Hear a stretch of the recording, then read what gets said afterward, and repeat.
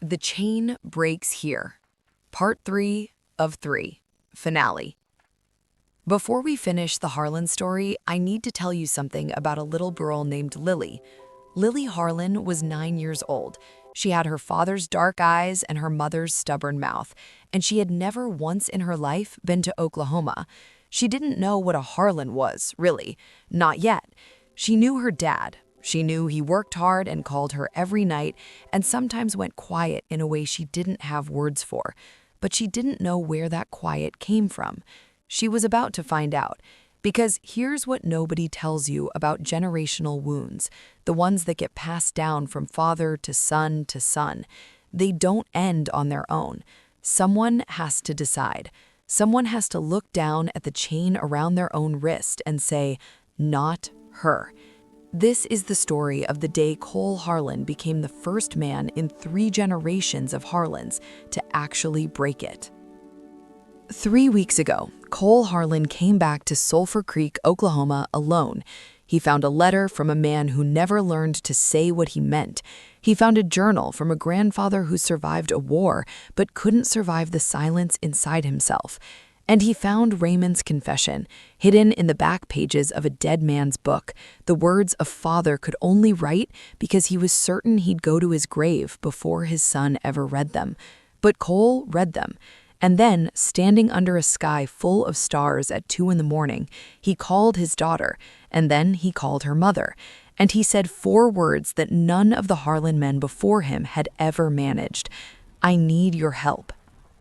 Sarah Harlan, Cole's ex-wife, drove 9 hours from Phoenix with Lily in the passenger seat and a thermos of coffee, and absolutely no idea what to expect. C and Cole had been divorced for 4 years. It was one of those divorces that happen slowly, like a tide going out.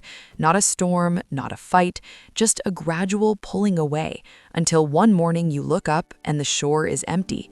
Cole never blamed her. He knew what he was. He'd grown up watching Raymond, a man who could fix any engine, build any fence, outlast any drought, but who couldn't sit next to his own son on a porch without the silence filling up like floodwater. Cole had been that man too. He didn't want to be anymore. Lily looked at the farmhouse the same way Cole had looked at it 3 weeks earlier, like it was a question she didn't have the answer to yet. She looked at her dad. "Is this really where you grew up?" Cole looked at the house, at the barn, at the old oak tree in the yard he'd climbed 100 times as a kid. "Yeah, Bug," he said, "this is where I'm from." Lily considered this for a moment with the kind of gravity only 9-year-olds can summon. "It's smaller than I thought," she said. Cole laughed. It was the first time he'd laughed, really laughed, since he'd gotten the call about Raymond. Cole had been thinking about how to do this for 3 weeks. How do you explain to a 9-year-old that the quiet in her father isn't coldness, it's a wound that came from a wound that came from a wound? How do you show a child where she comes from without showing her the parts that were broken? He decided, in the end, to just tell the truth, the whole truth. Age-appropriate but honest, no softening the hard parts so much that they lost their shape. "That's your great-grandfather," Cole said. His name was Elias. He was a soldier. Lily picked up the photograph carefully, studied it. "He looks like you," she said. Cole felt something move through him like a current. "Yeah," he said quietly, "he kind of does." He told her about Korea. Not the violence, she didn't need that, but the cold, the loneliness, the way Elias had carried something home from that war that he didn't know how to put down. How he'd written it all in a journal instead of saying it out loud, because saying it out loud felt impossible. Lily listened the way children listen when they understand something is important, completely still, eyes never leaving her father's face. "Did he ever talk about it?" she asked. "No," Cole said. "Never." "That's sad." "Yeah, it really is." Elias, Korea, 1951.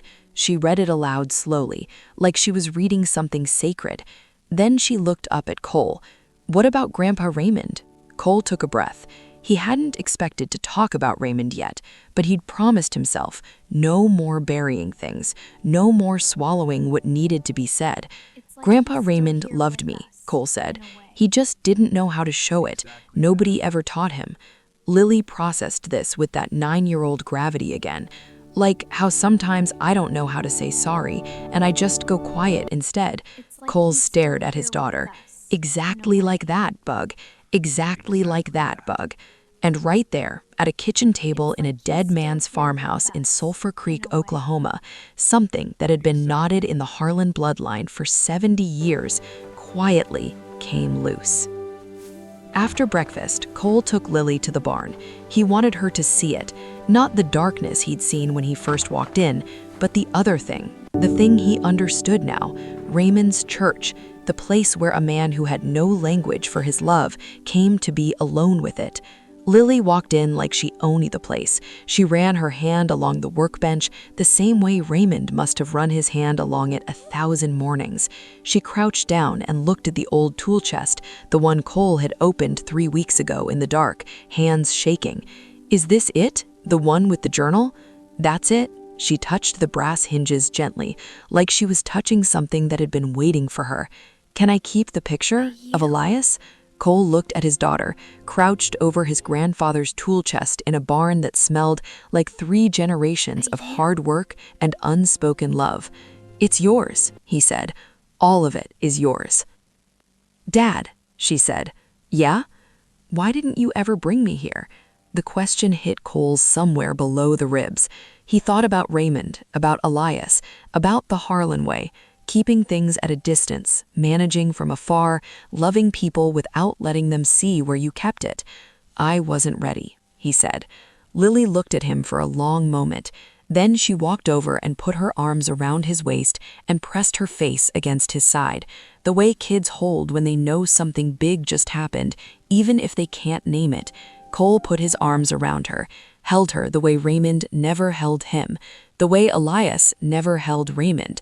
Just held her, in the same barn where 3 generations of Harlan men had come to be alone with things they didn't know how to say. Cole said it anyway.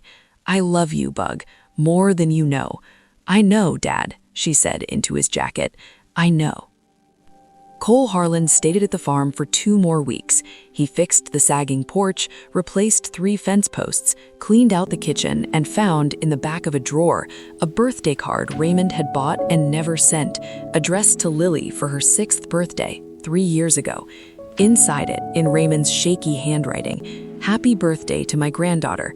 I hope one day I get to meet you, Raymond. Cole mailed it to Lily's bedroom wall when they got back to Phoenix. He didn't frame it. He just taped it up next to her window, where she could see it every morning when she woke up. Elias Harlan survived Korea and carried his wounds in silence until the day he died. Raymond Harlan understood his father's journal too late to do anything about it. Cole Harlan drove to Sulphur Creek, Oklahoma, with nothing but grief, and drove home with his daughter beside him and a leather journal in the back seat, and the knowledge that the silence stopped here.